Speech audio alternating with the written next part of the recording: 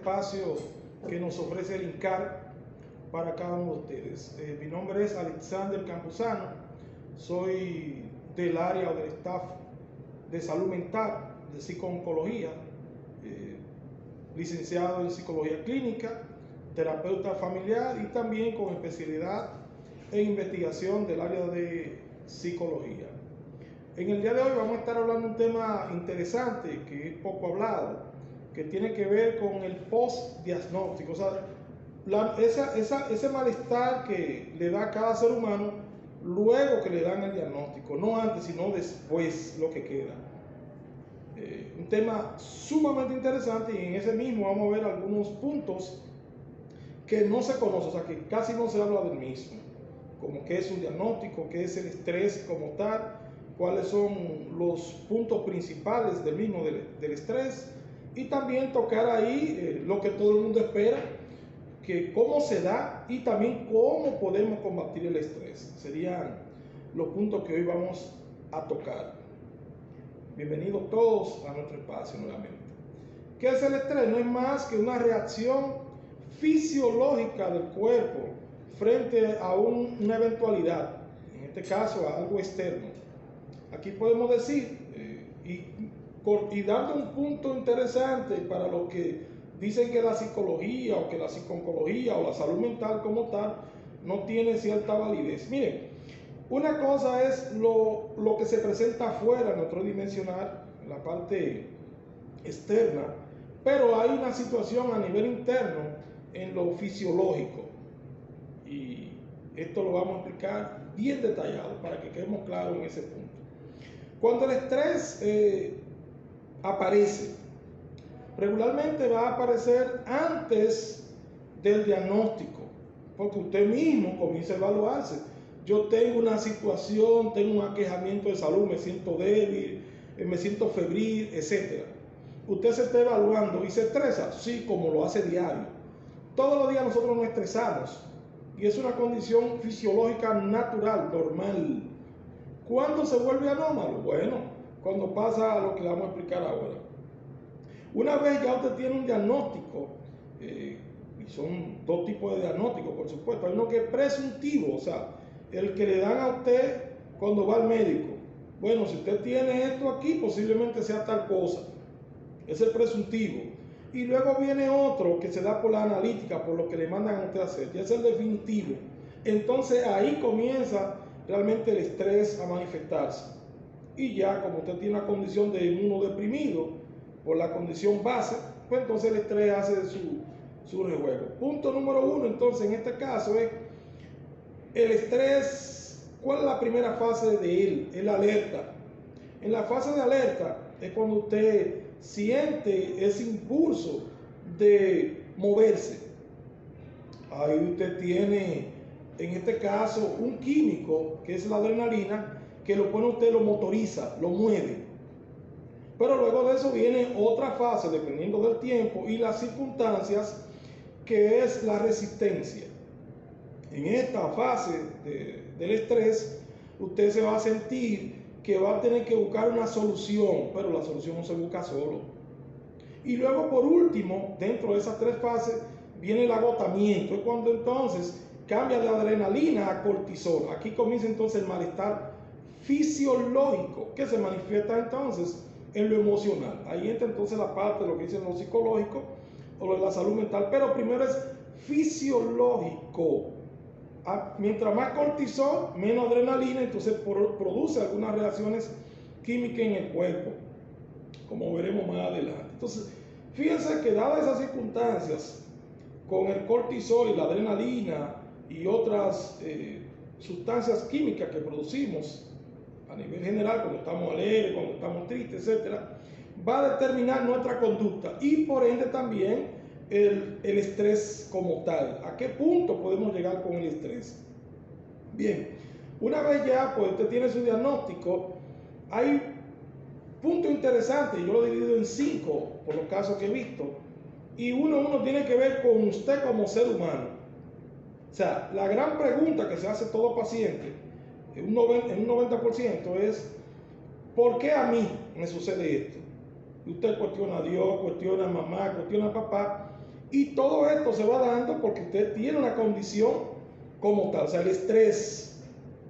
Recuérdense que primero a nivel fisiológico y luego se manifiesta entonces en el soma, en el cuerpo, lo tridimensional, lo de afuera, lo que se ve. Adentro nadie sabe lo que está pasando, pero a nivel del soma sí. Cuando hablamos de lo personal entonces, con respecto al estrés, dado por lo que le han dicho, por el diagnóstico, usted comienza a sentirse entonces un poco confuso. Puede darle diarrea en ese sentido, puede sentirse también que la memoria le falla y entra en otros tipos de problemas que también vamos a mencionar, aunque no sería el tema principal. Luego de ese, cuando usted resuelve ese conflicto consigo mismo, viene el de la pareja. ¿Qué voy a hacer yo ahora con mi pareja? ¿Cómo le digo mi condición?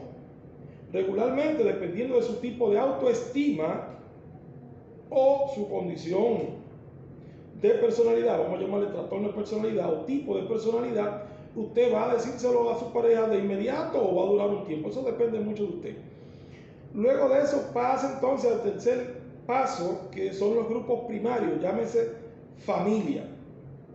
¿Cómo le digo yo a mi papá, a mi mamá, a mis hermanos mi condición de salud? Ese es otro cuestionante. ¿Se van a sentir mal? ¿Cuál va a ser su reacción? Etcétera. Yo que no hablaba con ellos, ahora tengo que hablar, etcétera. Se vuelve un poquito complicado y el estrés, de hecho, sube, aumenta el estrés. Me han dicho, entonces la parte del cortisol. Luego viene la otra parte que va muy ligado a la primera, que tiene que ver con lo personal, es el factor económico. Lo que tiene que ver con el empleo, la empleomanía. ¿Cómo voy a costear entonces esta parte, esta enfermedad? Todo el mundo, vuelvo y digo, esto sería un 99 tanto por ciento, cuando dicen que tiene un CA o un cáncer, no importa de qué tipo, la gente lo que piensa es muerte. Si le hablan de quimioterapia, eso es otro tema también, que la gente dice que sería la última opción, la quimio, pero lo hacen por desconocimiento. La gente que conoce, personas que conocen, familiares, le hablan de la quimio como que es lo peor. Una de las salidas que tenemos es la quimioterapia. Entonces, un quinto problema, en este caso, que provoca en el paciente un estrés también crónico, puede ser lo social. No quiero salir de mi casa porque me van a ver desmejorado, tengo aquí ya un sello que dice que tengo un CA, etcétera. Y mientras más se descompensa, menos quieren salir, entonces luego caen en lo que es una depresión, que ahí ya sería otro punto, o un punto mayor con respecto a la enfermedad. Sería una patología agregada, aparte del CA ya, o del diagnóstico que le han dado primario. Fíjense entonces que esta parte última, lo que tiene que ver con lo social, es más general y abarca muchos puntos negativos, porque cuando usted no tiene con quién hablar, con quién caminar, con quién o a quién contarle su situación, pues se agudiza. La parte intelectual no se va a ver afectada directamente, pero sí la parte cognitiva, conductual, en algunos casos. Cada caso es diferente. Ahí entonces el paciente como tal se va a ver afectado, aparte de su condición, como dijimos ahorita, que está inmunodeprimido, también va a entrar en esa sintonía de no querer salir de la casa, de dolor estomacal, tensión muscular general, va a sentir también problemas sexuales porque ya esa parte se entiende o entienden ellos que no está activo, que le laceró, pero eso es falso. Simplemente la mente que se programa o usted la programa. También se va a sentir con falta de energía, pero fíjese, la gran pregunta es, hace una semana atrás usted no sabía su condición y usted estaba bailando, estaba gozando, estaba hablando, estaba comiendo y todo pasa hasta que le dan el diagnóstico. O sea, ahí comienza entonces el gran malestar. Entonces nos damos cuenta que es psíquico, no es físico ni fisiológico. Y se manifiesta entonces de lo externo a lo interno, como dijimos. Entonces de afuera hacia adentro. El daño que provoca el estrés, pues lo que lo han pasado, son daños colaterales que tienen que ver y dañan también a la familia, porque la preocupación por el deterioro progresivo de este paciente es bien marcado. Verlo con falta de energía, una persona que era tan enérgico, verlo a esta persona constantemente con una diarrea progresiva o un dolor progresivo, pues hace que la familia también se tense, o en este caso el esposo, la esposa o el acompañante, puede ser. ¿Sí? ¿Tienen preguntas? Sí, podemos hacer una pregunta ahora. Licenciado, ¿cuál es la diferencia o cómo yo me doy cuenta cuando estoy delante de un estrés físico y de un estrés fisiológico? O sea, ¿cómo diferencio? Bien. El estrés, dijimos, ¿verdad?, que el estrés se va a manifestar de dos maneras. Una parte que es fisiológica, que va a depender ahí de cómo la gente ha estado toda su vida. Hay personas que son muy rápidas y un dolor de estómago o una tensión muscular lo han sentido siempre. Entonces ahí tal vez a nivel fisiológico, a nivel interno, la gente ya no detecta esa parte. Pero a nivel físico sí es más fácil, porque si usted hablaba mucho, ahora habla menos, se recoge. Los dolores de cabeza van a ser más recurrentes. Hay personas que dicen, bueno, siempre me ha dolido la cabeza, pero hay otros síntomas físicos que se van a manifestar. El cansancio, por ejemplo. Usted era muy activa antes, ahora deja de ser más activo. Posiblemente, son múltiples, pero entre uno y otro va a depender primero de la persona en sí. Qué tan enérgico usted ha sido y qué tan, como dice mi abuela, qué tan quejumbroso ha sido usted en su vida. Si siempre ha sido así, siempre ha tenido un malestar, pues entonces pasa desapercibido los síntomas internos. O sea, que pudiera ser que yo esté estresada y ni siquiera me esté dando cuenta. Exacto, porque hay varios tipos de estrés y nosotros nos estamos refiriendo a un estrés general directamente. Vamos a ver que cuando usted va a coger un examen, usted se estresa. Cuando usted tiene, en el caso del ama de casa, que tienen que fregar, lavar, trapear, cocinar, atender al muchacho, esperar al esposo, es una forma de estrés. Fíjese que usted, pero dice que es un estrés bueno, porque usted lo hace y siente una gratificación. Sin embargo, este estrés que tiene que ver ya con una enfermedad no es nada gratificante, al contrario, es muy marcado en cuanto a lo negativo. ¿Otra pregunta? Puede seguir con la pregunta. Pues continuamos. Entonces, fíjense, diría que ahora, ¿cómo se combate? Bueno, para combatir el estrés no hay una fórmula mágica, no lo hay, pero sí tenemos varias opciones y que las personas pueden ir entonces tomándola. Y al tomarla van a ir viendo cómo van mejorando en ese proceso. La primera que podemos dar son los ejercicios físicos. O sea, en este caso de salir a caminar, si tiene el ánimo de hacerlo, irse a un gimnasio, hacer aeróbico, esa parte física le va a ayudar a que usted pueda ejercitar los músculos y así mismo también pueda liberar ciertas toxinas del cuerpo. Punto número 2, una dieta balanceada, cambiar el ritmo de la alimentación. Puede ser también que le sirva. Para algunos esto le sirve, para otros no. Va a depender. También el estrés va a dar en cierta medida alguna ansiedad de comer mucho, dejar de comer. Entonces la dieta balanceada le puede ayudar. También la desensibilización sistemática. Un tema muy usado en el área de la salud mental y no es más que un proceso que va desde 0 hasta llegar hasta 10. ¿Cómo se hace? Muy sencillo. Si usted le dicen que tiene tal o cual enfermedad, en este caso catastrófica, sea cáncer, no importa cuál, que usted primero se documente, vea una película, fíjese cómo van los pasos. Documentarse no es llenarse de información, no, simplemente documentarse. Luego, ver una película que le hable de esto. Luego pasar a otro paso, que es hablar con una persona que esté pasando por una situación semejante. Luego, ver entonces en usted, la otra parte, ver en usted ese proceso. Entonces, esa parte de lo que es la desensibilización sistemática le ayuda entonces a que usted pueda conocer el proceso de una forma más pausada y más entendible, más digerible para usted. Y el quinto paso es explicar entonces que usted se siente a un paciente o una persona que esté pasando su mismo proceso.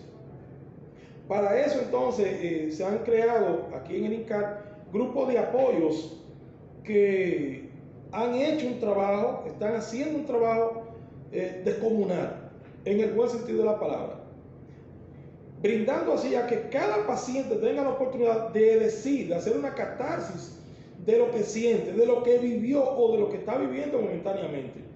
Estos grupos de apoyo, mejor dicho, terapia grupal, ayudan también a que las familias puedan unirse más, que lo que tiene que ver con la comunicación, pues mejore. ¿A qué nos referimos con la comunicación? Cuando hay una buena comunicación, eso acerca al paciente con aquellos seres queridos que tal vez ni sabía que eran tan queridos. Eso por esa parte. También abre un abanico de opciones de poder buscar otras personas que estén viviendo la misma situación y puedan hacer un núcleo entonces y compartir de forma individual fuera de lo que es el hospital sus experiencias, como no, como lo hacen otras instituciones, AA, NA, etc. Fíjense entonces que también tenemos otro punto, la relajación física. Cuando hablamos de relajación física como tal, no se refiere exactamente a los ejercicios físicos, este es más conscientivo, porque tiene que ver con la técnica de respiración que hacemos con frecuencia en cada terapia grupal. Es muy sencillo, es simplemente usted sentarse cómodo, poner sus manos en el regazo, en las piernas, inhalar, o sea, tomar aire, aguantarlo, ¿verdad?, en su abdomen, distender la barriga y contar hasta 10. Va contando, cuando usted cuente, llega hasta 10, exhala. Todo eso con los ojos cerrados, tratando de desconectarse de lo físico, de lo que está circundante a usted. Y eso le va a traer a usted armonía a su cuerpo, dando una sensación de bienestar, no importa en el cuadro clínico que usted se encuentre. Y ese bienestar entonces, esa parte, esa dopamina que se libera, pues le hace que usted esté homeostático, o sea, que se sienta bien y que los pensamientos fluyan diferente. También tenemos una técnica que se usa mucho, la de relajación mental. Bien, esa técnica es simplemente, o muy semejante también con la respiración, de usted tratar de dejar que los pensamientos fluyan, pero que no le afecten. Puede ser una. Otra también es la parada del pensamiento. ¿Cuál es la parada del pensamiento? Que cualquier pensamiento que sea negativo o autodestructivo, pues que usted piense, lo cambie por uno positivo. Bueno, recuérdese cuando usted bailaba, ese show que pasó cuando usted bailaba, la novia o el novio que usted tenía hace tiempo, el paseo que usted dio allá en el campo cuando comía mango, o sea, cambiar ese pensamiento negativo que le está trayendo dificultad hasta para dormir, ahora por este positivo y placentero. Ese cambio de pensamiento pues le ayuda a que usted viva más en armonía, tanto como con usted como persona, pero también con su compañero de vida o compañera y con las personas que están a su alrededor. Y por último, lo que es la meditación, señores. Eso es uno de los pasos más importantes que tiene que ver con los pasos anteriores, como es la relajación del cuerpo, la técnica de respiración y también con la parada del pensamiento. Esa técnica de meditación consta de varios pasos, pero nosotros lo hacemos de manera general, muy general, que es una espalda recta dentro de lo que cabe, las manos en el regazo o en la pierna, inhalar. En este caso vamos a pensar entonces, dejar de pensar en cosas negativas o positivas y simplemente centrarnos en una parte de nuestro cuerpo. Cuando usted toma el aire, comenzamos con la planta de los pies, a fijar nuestra atención en la planta de los pies y así mismo va subiendo según va inhalando y exhalando hasta llegar a la parte de la cabeza. Si hace esta técnica con frecuencia, la que le hemos dado, sí le va a ayudar, tanto en el aspecto interno de su condición, ¿verdad?, fisiológica, como también en la parte psicológica, lo que se ve, lo que está afuera. Ese bienestar, esa salud se daría. ¿Sí? Doctor,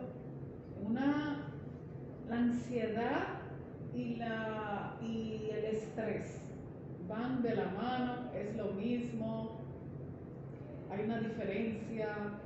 Sí, ahí vamos. Fíjense que el estrés va a provocar ansiedad. La ansiedad es parte, en este caso, del estrés, y lo hemos dicho, o sea, por la situación, el pensamiento me hace entonces que yo entre en la ansiedad de comer, en la ansiedad de querer tener el control de, no hay control.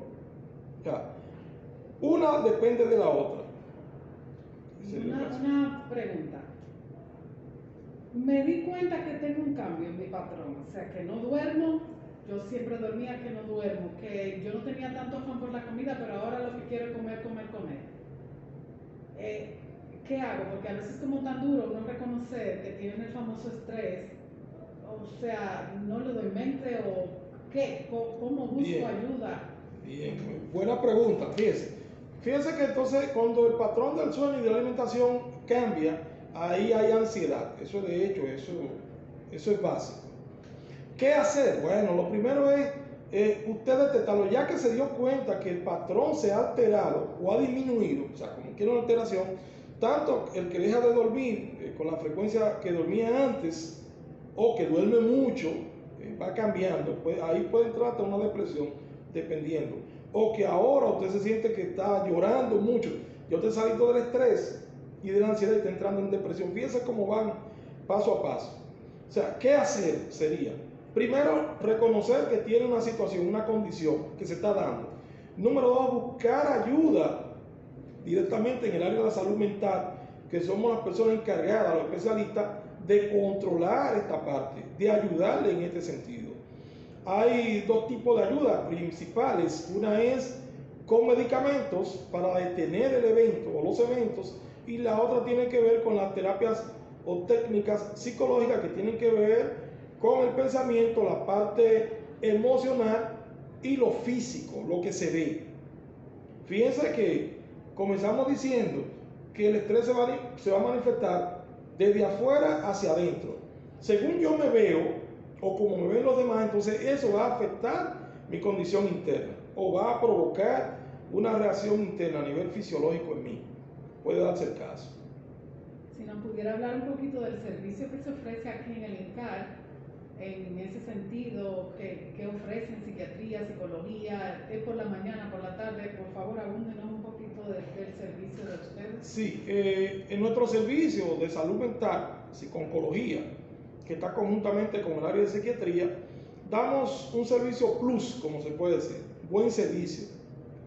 Y esto tiene que ver con todo en general, y lo vamos a detallar.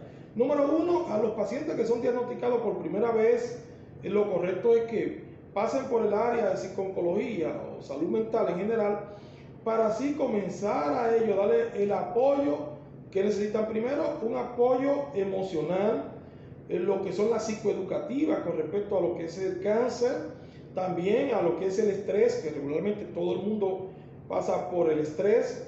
También, si detectamos, ahí vamos a detectar si la persona tiene una condición previa de salud mental, llámese una depresión, llámese un déficit mental, etc. O sea, vamos a hacer un diagnóstico también previo a eso. También nosotros trabajamos dándole seguimiento a la familia. Fíjense que cuando hay un enfermo diagnosticado, esto es algo muy interesante, cuando hay una persona con un diagnóstico en una casa, en un hogar, no es uno, son todos, porque hay una preocupación. Y con esto entonces trae que si el paciente no duerme, tampoco la compañera, ni los hijos, ni el que está alrededor, porque se mantienen llamando y a la expectativa. O sea, en vez de uno son varios. Nosotros entonces le damos seguimiento continuo a esa familia para poder ir ayudando, psicoeducando y también en lo que es el apoyo emocional. También trabajamos con los pacientes que ya están en una situación paliativa, llámese una condición crítica ya, donde su estadio físico, fisiológico, está ya partiendo, vamos a decir un término llano, es que le queda poco tiempo de vida. También le damos seguimiento a ese tipo de pacientes. Humanizamos a los familiares para que sepan qué va a pasar. Entonces, y luego, hasta 3 meses después, 4 meses, seguimos dándole el apoyo a esos pacientes que necesitan pasar ese duelo. El duelo puede durar de 1 mes hasta 1 año, según el DSM-5, ha variado ahora.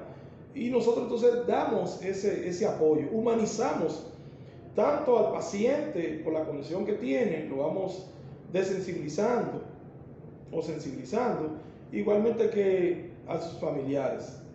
Y por último, como lo dije antes, también damos esos grupos, trabajamos con grupos de apoyo, terapia grupal, que sería el eje central de todo. Porque aquí vamos a estar con los acompañantes de esos pacientes o cuidadores, que pueden ser familiares o personas que son contratadas. Vamos a trabajar también con los pacientes que son diagnosticados por primera vez. Vamos a trabajar también con los pacientes que son de seguimiento y con los pacientes que son de CA de mama, o sea, cáncer de mama. Le damos también un seguimiento para cada uno de ellos diferente dependiendo de su caso. También trabajamos con los niños y sus familiares. Eso también eso es un trabajo que hemos hecho, que estamos llevando hace unos meses, muy bueno. Ese acompañamiento, viendo a los niños cómo pueden ellos enfrentar su situación de la mejor manera. Los psicoeducamos, que es lo que se necesita. Hacemos que fluya esos químicos que se han apagado por tanto dolor, en algunos casos, la tristeza de los padres cuando ven a los niños bajo esa condición, que se refleja. Los niños son muy inteligentes. Usted quiere tener un profesor cerca, tenga un niño. El niño se da cuenta de todo. Entonces, cuando usted está triste, fíjese, un dato interesante. Cuando usted está triste, el niño se da cuenta. Cuando usted discutió, el niño se da cuenta, lo asume. Cuando el niño está enfermo, muchas veces simula de que no le está para que mami o papi no se sienta mal. Entonces nosotros damos un apoyo tanto al niño a nivel emocional, que él no puede identificar la situación que tiene, pero también al padre o al cuidador en este caso. Y le damos las herramientas necesarias para que pueda continuar dando el apoyo a su hijo, en este caso de los niños. Y a los niños le damos las herramientas para que siga fluyendo como tal, como lo que es un niño. Licenciado, gracias por recibir y de muy buena manera la invitación que le hice para que en el día de hoy pues, nos hablara de lo que es el estrés postdiagnóstico. Ya para cerrar, me gustaría que para las personas que se nos unieron al final, usted nos diera un breve resumen del tema que usted trató hoy, estrés postdiagnóstico. Sí, muy bien, fíjense, ya cerrando en esta parte, haciendo un feedback. El estrés postdiagnóstico no es más que un estrés acumulado por un resultado definitivo. Decíamos al inicio que hay 2 tipos de diagnóstico, uno que es el primario, ¿verdad? Que se da, o presuntivo, que se da por lo que uno sabe o lo que conoce, por la experiencia, y otro que tiene que ver con la clínica, con los resultados que vienen del laboratorio. Entonces, ahí hay una acumulación de energía o de estrés, y el estrés se va a evidenciar de la siguiente manera: a nivel fisiológico, que es por la adrenalina al principio, pero también por el cortisol, como los malestares, y esto se va a manifestar a nivel interno como externo. A nivel interno va a producir un malestar general, tensión muscular, diarrea, sudoración, preocupación, cambio de humor, el humor cambia, etc. Entonces, ¿y cómo combatirlo? En este caso, dimos técnicas de relajación, también vimos técnicas de sensibilización sistemática, que esta tiene que ver con los pasos de ir conociendo desde tu primer estado 0, documentación, ver videos, hablar con personas que tengan la misma condición, decir su condición y luego entrenar a personas que tengan condiciones semejantes.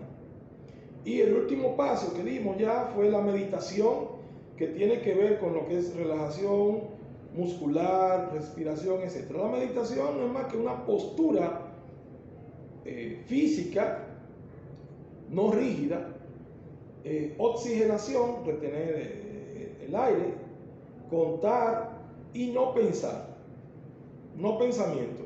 Mientras tú piensas, pues se siguen produciendo algún cuestionamiento, en este caso negativo, por ya el diagnóstico dado. Entonces creo que una de las opciones más factibles sería la meditación. Señores, muchas gracias, ha sido un placer y esperamos verle pronto por el INCAR. Gracias a usted por recibir la invitación y por haber compartido su conocimiento con nosotros. Gracias. Bye.